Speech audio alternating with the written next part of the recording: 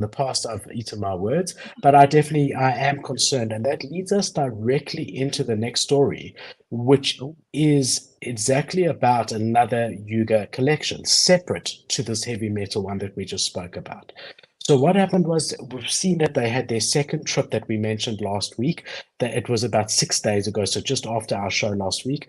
They had 7,200 people as their peak in the Otherdeed mhm. simultaneously, which is quite incredible. And this is just, I've taken some gameplay from another YouTuber over here just to show you, but you can see how clear it is. There were really no glitches as far as there being so many people inside.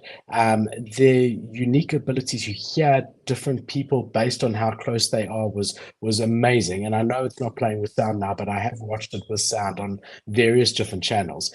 They really have done quite an incredible job in a small amount of time to build a 3D engine that can hold this amount of people at the same time. And that's definitely very, very, very impressive.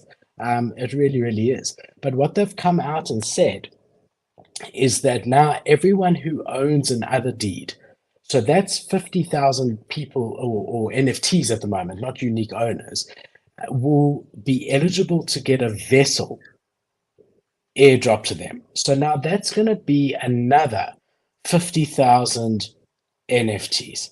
Okay. So they're calling this the Legends of Mara, which is under the Otherdeed other side. So you could argue is completely separate to the BAYC and Mutant APR Club that we spoke about previously. But they're saying it's going to be a 2D experience with its own companion collection. So that's the vessel, which is basically further diluting their ecosystem. And if we have a look over here, if we go to the website, it says here that the vessel shower is sacred to coders, but one vessel will fall upon every Otherdeed. So whether you Mm. have a coder or not, you will be able to claim a vessel, and the vessel is going to be a separate NFT to the Otherdeed. Okay. But not all vessels are created equal. We understand that, right? And obviously, Right. lands with coders, I would imagine, would get rarer vessels. But every single land is going to get a vessel. It can either fall under enchanter, farmer, or hunter. Those will be your three different types. These three types of vessels. Just going to scroll down a bit more over here.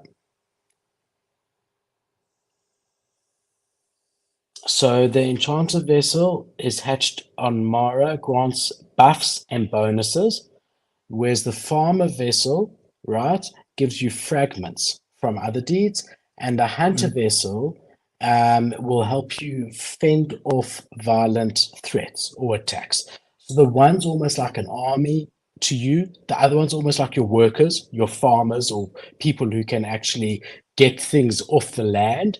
And then you've got your other one, which is your enchanter, which can get you extra benefits, right?